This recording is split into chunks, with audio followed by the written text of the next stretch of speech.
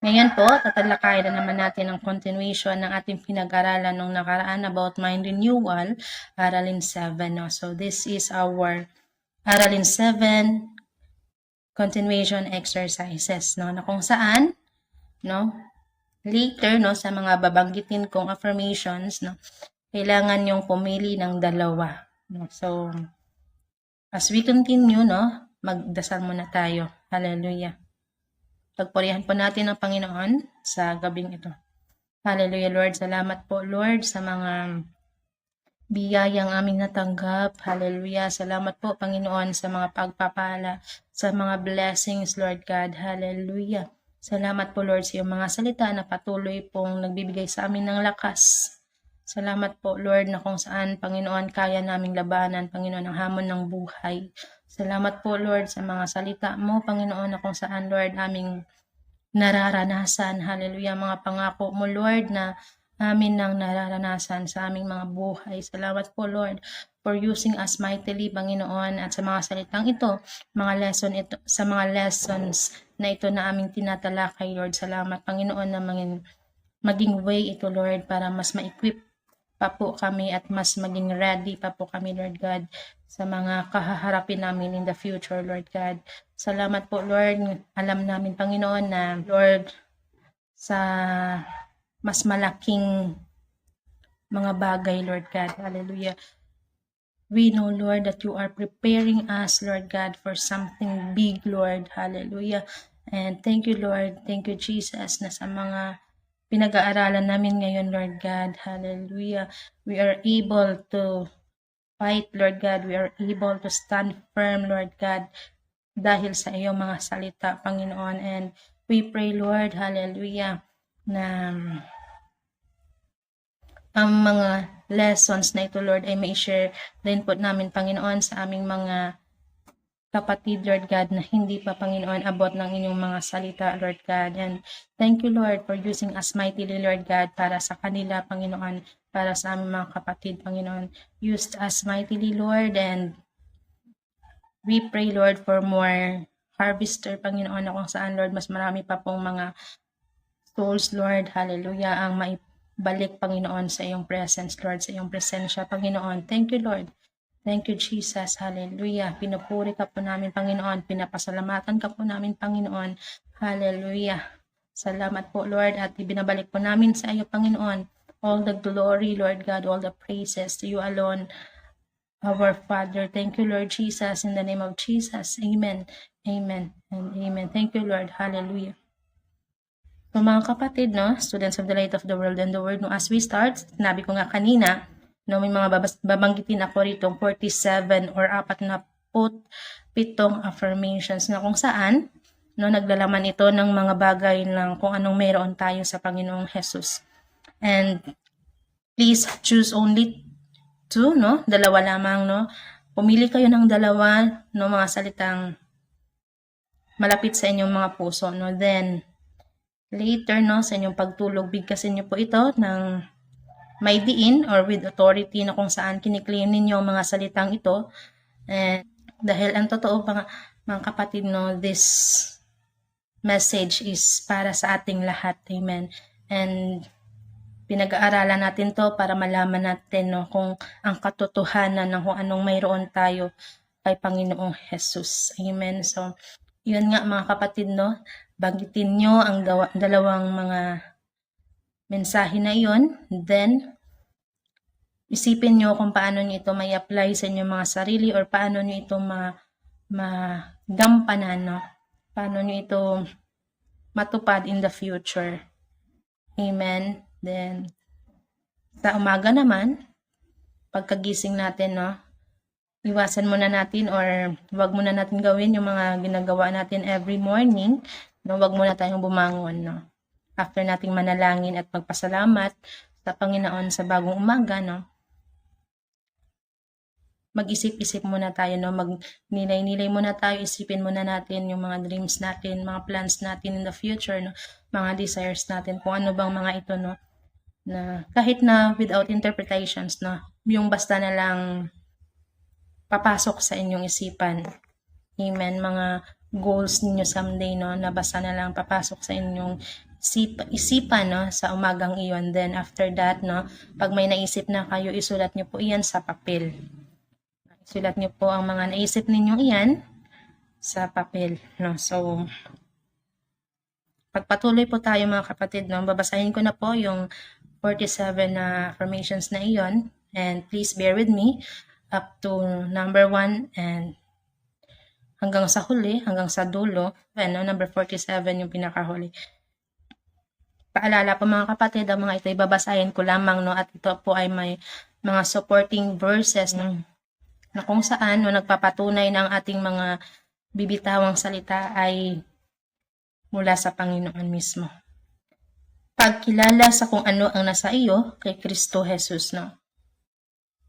Makikita natin yan sa 1 Philemon chapter 6. Sabi rito, upang ang pakikipag-usap ng iyong pananampalataya ay maging mabisa sa pamagitan ng pagkilala sa bawat mabuting bagay na nasa iyo kay Kristo Jesus. Amen, no? So, nandito tayo ngayon para malaman, no, ang mga mabuting bagay na nasa atin, no, kay Kristo Jesus. Babasahin ko isa't isa, no? Number 1, sabi rito, ako ay isang bagong nilikha. Amen, no, mga kapatid, no, students of the light of the world. Sabi rito, number 1, ako isang bagong nilikha. Amen. Makikita natin to sa 2 Corinthians chapter 5 verse 17. Sabi rito, kaya nga kung sino ang nasa kay Kristo ay bagong nilalang. Ang mga lumang bagay ay lumipas na, narito ang lahat ay naging bago. Amen. Proceed tayo. Number 2. Ang mga lumang bagay ay lumipas na. Colossians chapter 3 verse 9 to 10. Huwag nang magsinungaling sa isa't isa, sapagkat inalis na ninyo ang dating tao at ang kanyang mga gawa at nagsuot na kayo ng bagong tao na patuloy na nagbabago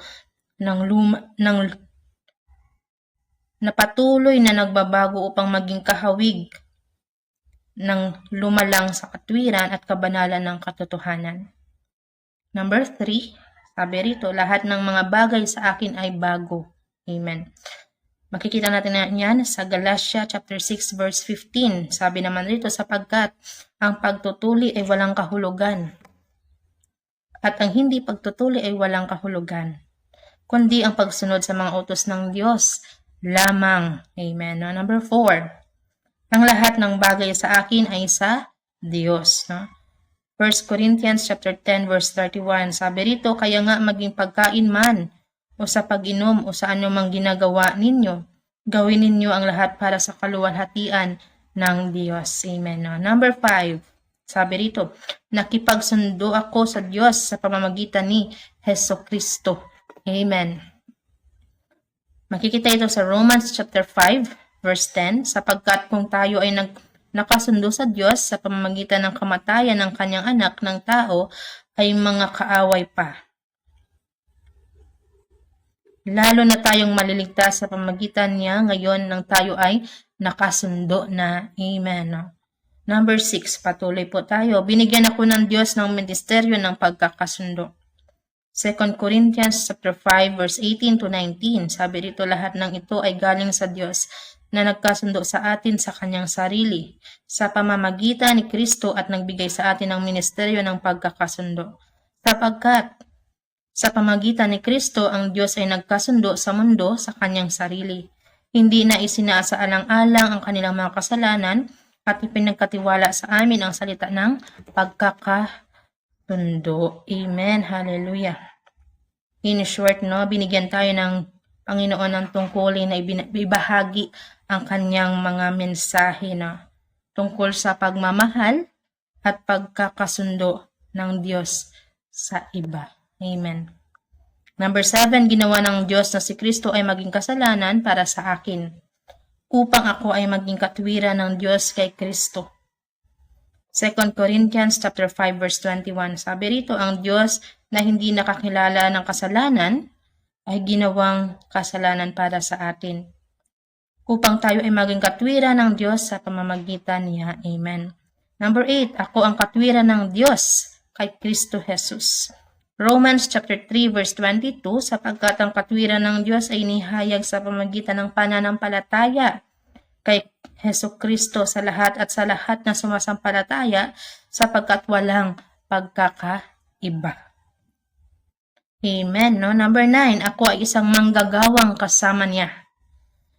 1 Corinthians chapter 3 verse 9, sapagkat tayo ay mga manggagawa kasama ng Diyos, kayo ay isang bukid ng Diyos, isang gusali ng Diyos. Amen. No?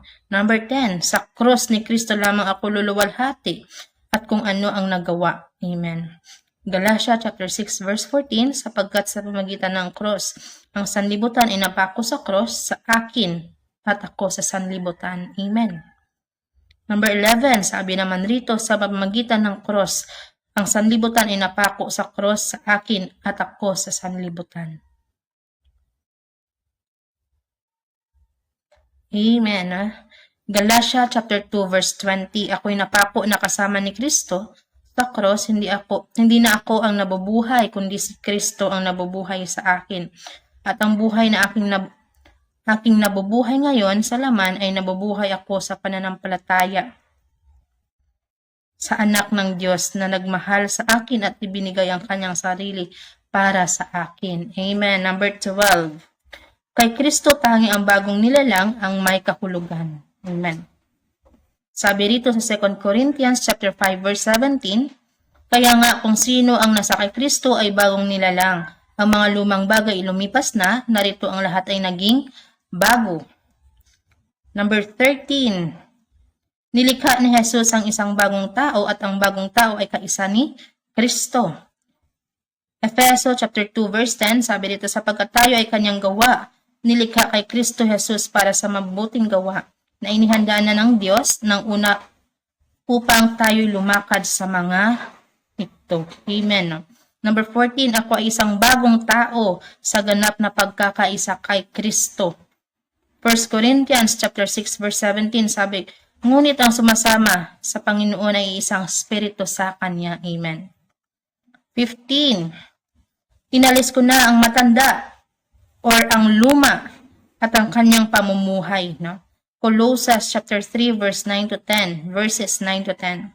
Sabi dito, huwag nang magsinungaling sa isa't isa, sapagkat inalis na ninyo ang dating tao at ang kanyang mga gawa at nagsuot na kayo ng bagong tao na patuloy na nagbabago upang maging kahawig ng lumalang sa katwiran at kabanalan ng katotohanan.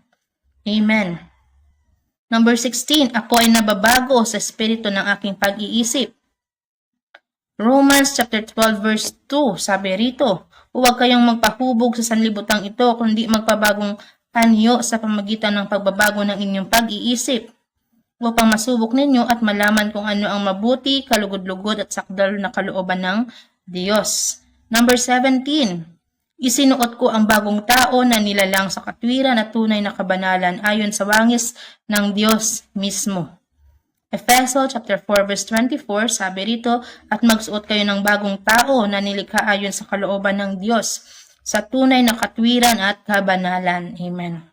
Number 18, walang Griego o Hudyo, alipin o malaya, ngunit si Kristo ay lahat at nasa lahat. Amen. Galatia chapter 3 verse 28, walang Hudyo o Griego, alipin o malaya, lalaki o babae, sapagkat kayong lahat ay isa kay Kristo. Amen. Number 19, ako ay inilibing na kasama niya sa pamamagitan ng bautismo sa kamatayan, kaya't ako'y lumalakad sa panibagong buhay, sapagkat siya'y muling binuhay sa panibagong buhay. Amen. Romans chapter 6 verse 4, kaya nga tayo ay inilibing na kasama niya sa pamamagitan ng bautismo sa kamatayan upang tulad ng pagkabuhay na mag-uli ni Kristo mula sa mga patay sa pamamagitan ng kaluwalhatian ng Ama, gayon din tayo ay mamuhay sa bagong buhay. Amen. Number 20, naglilingkod ako sa kabaguhan ng Espiritu, hindi sa kalumaan ng sulat. Romans chapter 7 verse 6, sabi rito, ngunit ngayon ay pinalaya na tayo mula sa kautusan, sapagkat namatay na tayo sa kautusang iyon, kung saan tayo ay nahawakan noon upang tayo maglingkod sa kabaguhan ng Espiritu at hindi sa kalumaan ng sulat. Amen. Number 21, Ang aking pag-ibig ay ginawang sakdal at ako ay may katapangan sa araw ng paghuhukom sapagkat kung ano siya, ganoon ako sa mundong ito, no? 1 John chapter 4 verse 17, sa ganitong paraan, ang pag-ibig ay nagiging sakdal sa atin upang tayo magkaroon ng katapangan sa araw ng paghuhukom. Sapagkat tulad ng sa Kanya, gayon din tayo sa sanlibutang ito. Amen. Number 22, sumagana ako sa lahat ng bagay, sa pananampalataya, sa pananalita, sa kaalaman, sa buong sikap, sa pag-ibig sa mga banal at sa biyaya. No? 2 Corinthians chapter 9 verse 8, at kaya't ang Diyos ay may kakayahang magbigay sa inyo ng lahat ng biyaya ng sagana, upang sa lahat ng bagay, sa bawat panahon, kaya't magkaroon ng sapat at magkaroon pa ng panga ng labis upang kayo maging sagana sa lahat ng mabuting gawa. Amen. Number 23, lumalakad ako sa laman, ngunit hindi ako nakikipagdigma ayon sa laman. Ang aking mga sandata ay hindi makalaman, kundi makapangyarihan sa pamamagitan ng Diyos upang ibagsak ang mga muog, ibagsak ang mga imahinasyon at bawat matataas na bagay na nagmamataas laban sa kaalaman ng Diyos. Dinadala sa pagkabihag ang bawat pag-iisip sa pagsunod kay Kristo. Amen. 2 Corinthians chapter 10 verses 3 to 5. Sabi dito, sapagkat bagaman tayo ay lumalakad sa laman, hindi tayo nakikipagdigma ayon sa laman. Sapagkat ang ating mga sandata ay hindi makalaman kundi makapangyarihan sa pamagitan ng Diyos upang ibagsak ang muog, ibagsak ang mga imahinasyon at bawat matataas na bagay na nagmamataas laban sa kaalaman ng Diyos. Dinadala sa pagkabihag ang bawat pag-iisip sa pagsunod kay Kristo. Amen. Number 24, binigyan ako ng Diyos ng spirito ng karunungan at paghahayag sa pagkakilala sa Kanya dahil binayayaan na niya ako ng bawat spiritual na pagpapala sa mga makalangit na lugar. Amen. No? Efeso chapter 1 verses 17 to 18, hinihiling ko na ang Diyos ng ating Panginoong Heso Kristo, ang Ama ng kaluwalhatian, ay magbigay sa inyo ng spirito ng karunungan at paghahayag sa pagkakilala sa Kanya, na paliwanagan ang mga mata ng inyong pangunawa upang malaman ninyo kung ano ang pag-asa ng Kanyang pagtawag, kung anong kayamanan ng kaluwalhatian ng Kanyang mana sa mga banal. Amen. Number 25, ang mga mata ng aking pangunawa ay naliwanagan at alam ko ang pag-asa ng Kanyang pagtawag at alam ko kung ano ang kayamanan ng kaluwalhatian ng Kanyang mana sa mga banal. Efeso chapter 1 verses 17 to 18. Same, no, sa number 24 na verse, no, pero babasahin ko uli, no. Efeso chapter 1 verse 17 to 18, sabi rito, hinihiling ko na ang Diyos ng ating Panginoong Heso Kristo, ang Ama ng kaluwalhatian, ay magbigay sa inyo ng spirito ng karunungan at paghahayag sa pagkakakilala sa Kanya, na paliwanagan ang mga mata ng inyong pangunawa upang malaman niyo kung ano ang pag-asa ng Kanyang pagtawag, kung anong kayamanan ng kaluwalhatian ng Kanyang mana sa mga banal. Amen. Number 26. Alam ko kung ano ang sukdulang kadakilaan ng Kanyang kapangyarihan sa atin na sumasampalataya ayon sa paggawa ng Kanyang makapangyarihang kapangyarihan. Efeso chapter 1 verses 19 to 20. At kung ano ang Kanyang makapangyarihang kapangyarihan sa atin na sumasampalataya ayon sa paggawa ng Kanyang makapangyarihang kapangyarihan na Kanyang ipinakita kay Kristo nang Kanyang ibangon siya mula sa mga patay at ipinaupo niya sa Kanyang kanan sa mga kalangitan na higit sa lahat ng pamunuan at otoridad at kapangyarihan at paghahari at sa bawat pangalang binanggit, hindi lamang sa panahong ito, kundi pati na rin sa darating pa. Amen. Number 27, ang parehong kapangyarihan ng Kanyang ginamit ng Kanyang ibangon sa Jesus mula sa mga patay at itakda siya sa Kanyang sariling kanang kamay, na higit sa lahat ng pamunuan at kapangyarihan at paghahari at bawat pangalan na binanggit at pinaupo niya akong kasama niya, na higit sa lahat ng pamunuan, kapangyarihan at bawat bagay na may pangalan niya. Amen. Makikita ito sa Efeso chapter 2 verse 6 Sabi rito, at kanyang ibinangon tayo kasama niya at ipinaupo tayo kasama niya sa mga kalangitan kay Kristo Jesus. Amen. Number 28. Inilagay niya ang lahat ng mga bagay sa ilalim ng kanyang mga paa at ibinigay siya na maging ulo ng lahat ng mga bagay sa simbahan. Efeso chapter 1 verses 22 to 23. At kanyang isinumiti ang lahat ng mga bagay sa ilalim ng kanyang mga paa at ginawa siyang ulo ng lahat ng mga bagay sa simbahan na siyang kanyang katawan, ang kapunuan ng kanya na pumupuno ng lahat sa lahat. Amen. Number 29. Ako ang kanyang katawan, kaya lahat ng mga bagay ay nasa ilalim ko. Ang kanyang pangalan ay aking pangalan. Bawat bagay na may pangalan ay kailangan lumuhod kapag ginamit ko ang pangalan na iyon higit sa lahat ng mga pangalan. Amen. Philippians chapter 2 verses 9 to 11. Kahit pinarangalan din ng Diyos siya ng lubusan at ibinigay sa kanyang pangalan na nasa itaas ng lahat ng pangalan. Upang sa pangalan ni Jesus ay lumuhod ang bawat tuhod sa langit, sa lupa at sa ilalim ng lupa. At ang bawat dila ay umamin na si Jesucristo ay Panginoon sa kaluwalhatian ng Diyos Ama. Amen. Number 30. Ako ang kanyang katawan, ang kapunuan niya na pumupuno ng lahat sa lahat.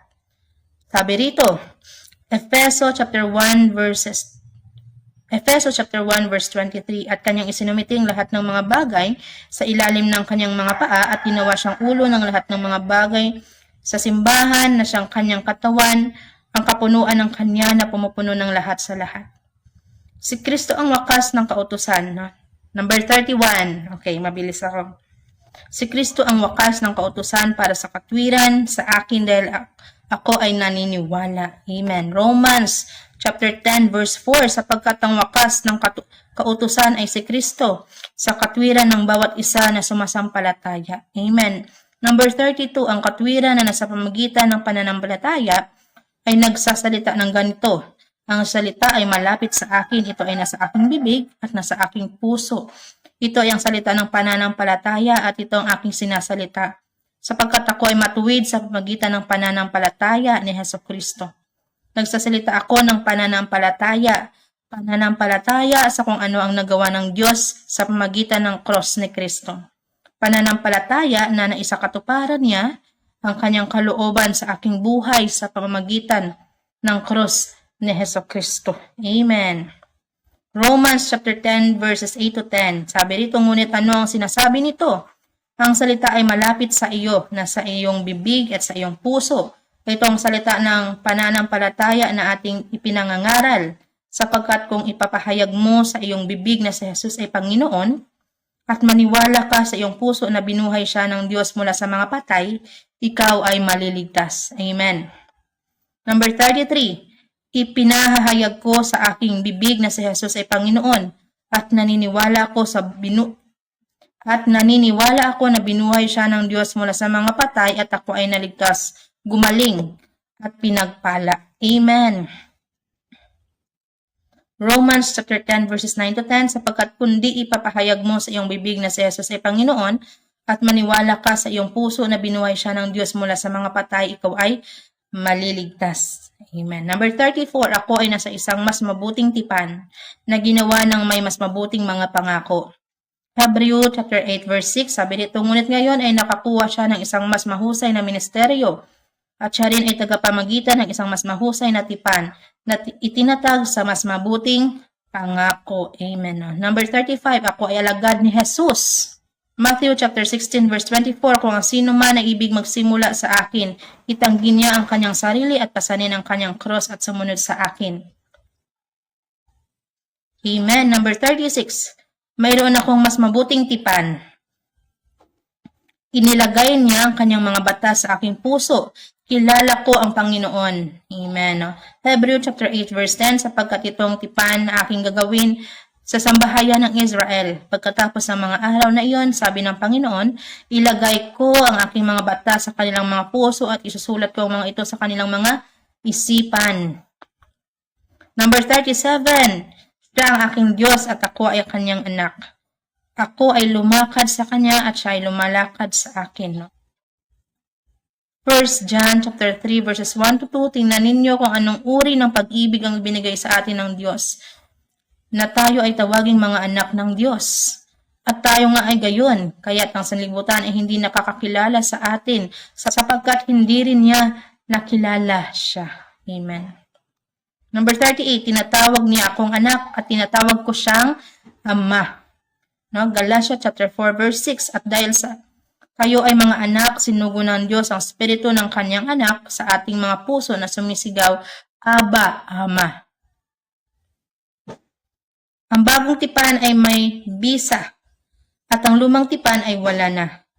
Hebrew chapter 8 verse 13, sapagkat sa kanyang mga pagsasabing isasagawa ko ang isang bagong tipan ay ginawa niyang lipas ang una. At kung ang tinuturing na lipas ay nagiging lipas, ay malapit ng mawala. Amen. No? Ibig sabihin, malapit ng mawala. Number 40, si Jesus ang aking dakilang saserdote. Itinatag niya ang bagong tipan sa kanyang dugo at kanyang katawan. Ang kanyang dugo ay mas mabuti kaysa dugo ng mga toro at kambing. Ang kanyang dugo ay nagpapatawad sa aking kasalanan. Ang kanyang dugo ay nag-alis ng aking kasalanan at hindi na niya ito ibabalik dahil nakalimutan na niya ang aking kasalanan. Amen. Hallelujah. Hebrew chapter 9 verses 12 to 14. At hindi sa pamagitan ng dugo ng mga kambing at mga turo, kundi sa pamamagitan ng kanyang sariling dugo, pumasok siya minsan sa lugar na banal at nagkamit ng walang hanggang kaligtasan para sa atin, sapagkat kung ang dugo ng mga turo at mga kambing at ang abo ng isang baka na nagwiwisik sa mga maruruming tao ay nagpapatawad sa karumihan ng laman, gaano pa kaya ang dugo ni Kristo na sa pamagitan ng spiritual na kapangyarihan ay nag-aalay ng kanyang sarili ng walang dungis sa Diyos, ay maglilihis sa ating budhi mula sa mga patay na gawa upang tayo maglingkod sa Diyos na buhay. Amen. Number 41, ang kautusan ay may anino ng mga bagay na darating, ngunit hindi ginawang perpekto ang sinuman. Ang dugo ni Kristo ay may katotohanan ng pagiging perpekto minsan para sa lahat. Hebrew chapter 10 verse 1, sapagkat ang kautusan ay may anino ng mabubuting bagay na darating. Hindi ang tunay na anyo ng mga bagay, hindi kailanman makapaglalapit sa pamamagitan ng mga handog na taon-taon na ginagawa ng patuloy na inaalok sa lahat ng panahon. Amen. Number 42, ako ay pinabanal sa pamamagitan ng pag-alay ng katawan ni Kristo Jesus, na minsan at magpakailanman. Hebrew chapter 10 verse 10. Sa pamamagitan ng kalooban ng Diyos, tayo ay pinabanal sa pamamagitan ng pag-aalay ng katawan ni Jesucristo, minsan at magpakailanman. Number 43. Naupo si Jesus na naghihintay hanggang ang kanyang mga kaaway ay gawing tuntungan ng kanyang mga paa. Efeso chapter 12 verses Efeso chapter 1 verses 22 to 23, at kanyang isinumiti ang lahat ng mga bagay sa ilalim ng kanyang mga paa at ginawa siyang ulo ng lahat ng mga bagay sa simbahan na siyang kanyang katawan, ang kapunuan ng kanya na pumupuno ng lahat sa lahat. Amen. 44, ako ang kanyang katawan, ang kanyang mga kaaway ay nasa ilalim ng kanyang mga paa. Sila ay nasa ilalim ng aking mga paa sapagkat ako ang kanyang katawan.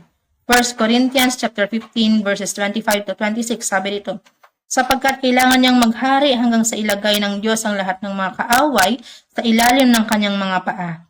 Ang huling kaaway na lilipulin ay ang kamatayan, sapagkat kanyang isinumiti ang lahat ng mga bagay sa ilalim ng kanyang mga paa. Amen. Hallelujah.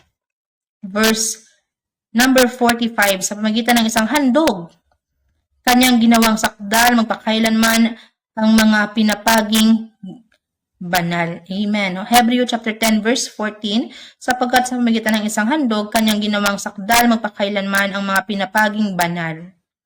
Number 46, ako'y lumalapit na may tunay na puso sa buong katiyakan ng pananampalataya. Ang aking puso ay nawiwisik mula sa isang masamang budhi. Hebrew chapter 10 verse 22, magsilapit tayo ng may tunay na puso sa buong katiyakan ng pananampalataya. Ng ating mga puso ay nalinisan mula sa masamang budhi at ang ating mga katawan ay nahugasan ng malinis na tubig. And last, number 47, itinuturing ko ang iba at hinihimok ko sila sa pag-ibig at paggawa ng mabuting gawa. Amen. Hebrew chapter 10 verse 24, at mag-ingat tayo sa isa't isa upang maghimok sa pag-ibig at sa mabubuting gawa. Amen. Hallelujah. Praise the Lord.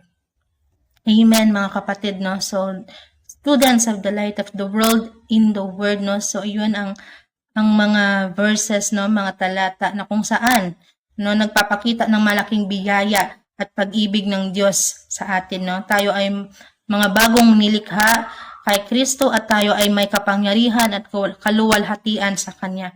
Tayo ay mga kasosyo niya sa Kanyang mga gawain sa mundong ito at tayo ay may katapangan na harapin ang anumang hamon sa ating landas. Amen, no. So, yun na nga yung 47 or 47 affirmation, no, na kung saan tinutukoy rito ang mga bagay na kung anong mayroon tayo sa Panginoon, no, kung sino ba talaga tayo dito sa mundo, no, at kung ano yung relasyon natin sa ating Panginoong Jesus, no. And hopefully, no, sa mga binanggit natin kanina ay nagkaroon tayo ng enlightenment, no. At gaya nga po ng sinabi natin kanina, pumili lamang kayo ng 2 roon, and sa pagtulog niyo sa gabi, banggitin niyo po ang mga bagay na iyon, no. Katulad na lang, for example, no, pag pinili niyo ako isang bagong nilikha, no, amen, no, bigyasan niyo po ito ng may diin, no, with authority, no, na nagsasabi na kine-claim ninyo ang mga salitang iyon, no, dahil yun po ang totoo, no, ang katotohanan na tayo ay mga bagong tao na at tayo ay mga bagong nilikha na, amen, no. No, after niyo makapili, no, then isipin niyo kung paano niyo ito maisagawa, no, paano niyo ito maisabuhay, amen, no. And sa umaga naman, pagkagising natin, no, isipin natin kung paano, isipin natin yung mga plano natin, no, mga desires natin, mga dreams natin, no, magnilay-nilay muna tayo after we pray, no, no, na magpasalamat tayo sa Panginoon sa bagong umaga, pagkatapos nating manalangin, then, yun, no, mag-isip na yun, magnilay-nilay tayo ng mga bagay, no, ng mga dreams natin, desires natin, no, in the future. Then, after nun, no, even without interpretations, no, kailangan lamang natin mag-isip, no, and then, pag nagkaroon na tayo, pag nakapag-isip na tayo, and that's the time na isulat natin yan sa papel.